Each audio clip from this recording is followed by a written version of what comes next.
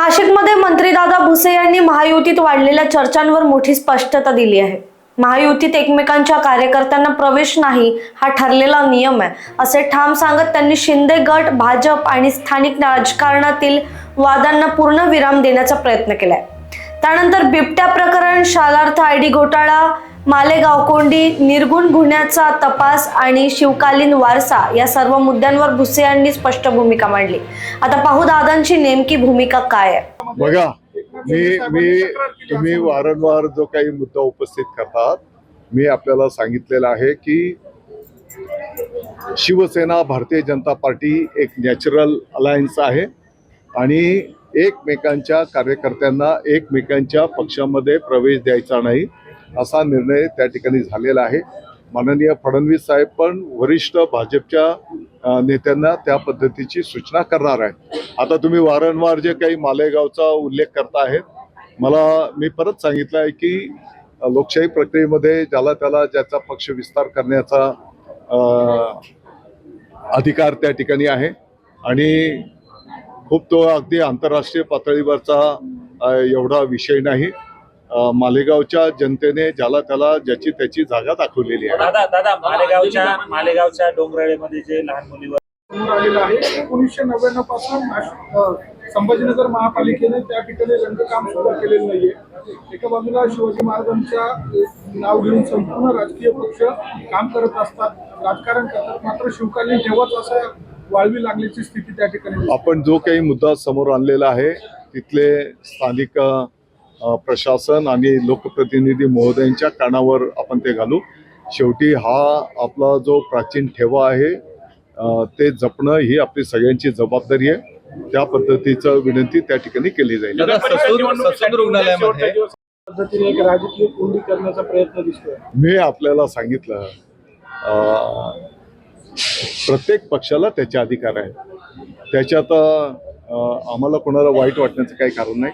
परंतु माननीय मुख्यमंत्री महोदय फडणवीस साहेब, माननीय उपमुख्यमंत्री महोदय एकनाथजी शिंदे साहेब यांच्या बैठकीमध्ये किमान शिवसेना आणि भारतीय जनता पार्टी एकमेकांच्या कार्यकर्त्यांना प्रवेश देणार नाही असा निर्णय झालेला आहे। काल अमित शहाची भेट देखील घेतली आहे शिंदेंनी, याबाबतच भेट घेतली आणि याला जोडून असा प्रश्न आहे की डॉक्टर श्रीकांत शिंदे यांच्या आक्रमक भूमिके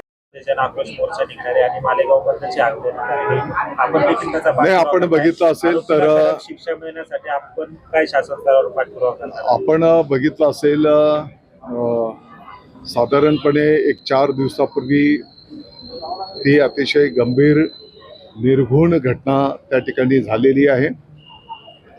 एका 3.5 वर्षाच्या बालिकेवर अत्याचार करून त्याचा त्या ठिकाणी जो काही निर्घृण खून करण्यात आला त्याचा संपूर्ण महाराष्ट्राने निषेध केलेला आहे।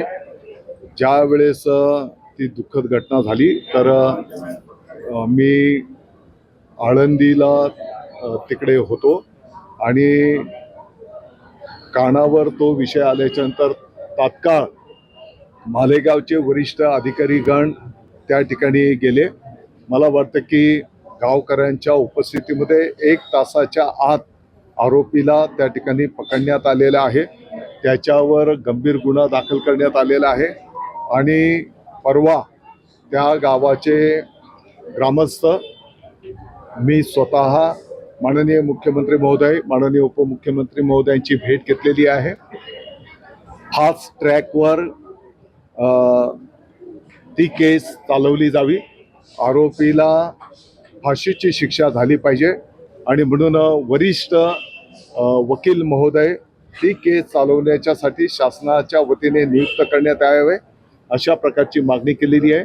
माननीय मुख्यमंत्री महोदयांनी त्या संदर्भामध्ये निर्देश त्या ठिकाणी दिलेले आहेत आणि फास्ट ट्रॅकवर वरिष्ठ वकिलांच्या मार्गदर्शनाखाली ती केस चालून आरोपीला फाशी होईल अशा प्रकारचं कार्यवाही करण्याचे आदेश त्या ठिकाणी मुख्यमंत्री महोदयांनी स्वतः दिलेले आहे।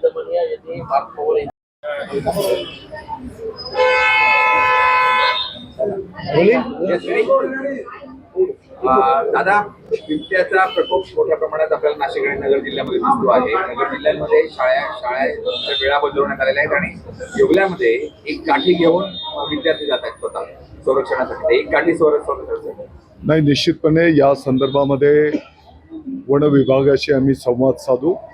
ज्या ज्या भागामध्ये बिबट्यांची दहशत आहे त्या भागामध्ये पिंजरे लावून त्या बिबट्यांना लवकरात लवकर पकडून त्यांची वन विभागाने जी काही नियमाप्रमाणे आहे ती विल्हेवाट लावणं आणि स्थानिक पातळीवर अशी काही गंभीर परिस्थिती असेल, किंबहुना कधीकधी आता मध्यंतरी थंडीचा पण प्रकोप वाढलेला होता, तर अशा वेळेस मग वेळ अर्धा तास पुढे पाठीमागं करणं हे स्थानिक पातळीवर अधिकार देण्यात आलेले आहेत. दादा, मागच्या वेळेस असाच निर्णय झालेला होता, थंडीमुळे शाळांच्या वेळा ह्या उशिरा घ्याव्यात, परंतु आदेश येऊन देखील कुठल्या शाळेने ते नियम पाळले नाही. आता मुख्यमंत्र्यांनी स्वतः म्हटलं होतं की 4 वाजेनंतर शाळा या बंद राहतील. नगर जिल्ह्यामध्ये असा निर्णय घेण्यात आलाय, परंतु इतर ठिकाणी नाही होत. नाही, बघा, स्थानिक पातळीवरचे विद्यार्थी, त्यांचे पालक आणि आपलं प्रशासन यांनी समन्वय साधून त्या पद्धतीचा निर्णय करणं त्या ठिकाणी अपेक्षित आहे. अगदी कुठे पालकांची अशी सूचना आहे मोठ्या प्रमाणात आणि त्याची अंमलबजावणी होत नसेल तर तिथं आम्ही सूचना करू. नागपूरमध्ये शाळांचा आयडी घोटाळा प्रकरणी इकडे राज्यस्तरीय चौकशी नेमली आहे. मात्र यामुळे वर्षभर बंधुकाका बच्चाव यांनाही भाजपमध्ये घेतलं जात आहे. भाजप महाजनांकडून कुठेतरी मालेगावात आपली प्रत्येक पक्षाला त्याचा विस्तार करणं याचे लोकशाही प्रक्रियेमध्ये अधिकार आहेत आणि जो तो पक्ष आपल्या आपल्या पद्धतीने करत असतो. पण मग मंत्रिमंडळ बैठकीवर बहिष्कार पण टाकला जातो ह्याच नाराजीमधनं, अशी चर्चा होती. मला वाटतं की या विषयाच्या संदर्भात ऑलरेडी स्पष्टता देण्यात आलेली आहे. मी स्वतःही त्याचं स्पष्टीकरण दिलेलं आहे. बहिष्कार वगैरे असा काही विषय नव्हता.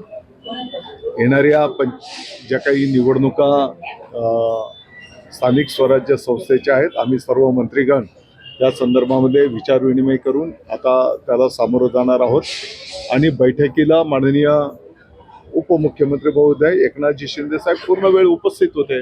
त्याच्यामुळे बहिष्कारचा वगैरे काही विषय नाही. कालच अमित शहा सरकार विरोधकांना पक्षामध्ये भाजपकडून ब्युरो रिपोर्ट, लोकवाहिनी मीडिया, नाशिक.